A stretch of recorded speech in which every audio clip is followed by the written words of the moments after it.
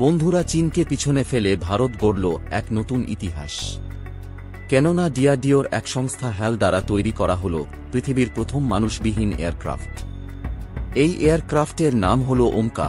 এমকা নয়, কিন্তু এমকা হল পঞ্চম প্রজন্মের এয়ারক্রাফট, আর এটির নাম হল ওমকা। এটি পুরোপুরি পাইলট ছাড়াও উঠতে পারে এবং পাইলটও এই যুদ্ধবিমান চালাতে পারবে। ভারতের সেনাবাহিনীর সুবিধা অনুযায়ী উড়ানো যাবে পাইলট সহ ও পাইলটবিহীন দুটোই। ভারতের প্রচুর এমন এয়ারক্রাফট আছে যেগুলি রিটায়ার করা হবে, সেগুলোকেই এই টেকনোলজি দ্বারা মানুষবিহীন এয়ারক্রাফট পরিণত করা হবে।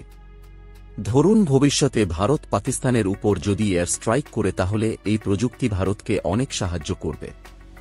ধরুন পাকিস্তানের যদি কোনো এলাকায় এয়ার স্ট্রাইক করা হয় এবং সেই স্ট্রাইক যদি এই মানুষবিহীন যুদ্ধবিমান দিয়ে করা হয় এবং পাকিস্তান যদি মিসাইল দিয়ে এই যুদ্ধবিমান ধ্বংস করে দেয়, তাহলে ভারতের পাইলটের কোনো ক্ষতি হবে না। পুরনো যুদ্ধবিমান হওয়ায় ভারতের বিশেষ আর্থিক লোকসানও কম হবে। এই টেকনোলজি ভারতকে অন্যান্য দেশের চেয়ে অনেক শক্তিশালী করে দেবে। তাছাড়াও পাকিস্তানে এই মানুষবিহীন যুদ্ধ বিমান পাঠিয়ে তাদের বিভ্রান্ত করে অন্যদিকে ভারত এয়ার স্ট্রাইক করতে পারবে। বর্তমানে চীনের কাছে পঞ্চম প্রজন্মের এয়ারক্রাফট থাকলেও এই মানুষবিহীন এয়ারক্রাফট টেকনোলজি তাদের কাছেও নেই।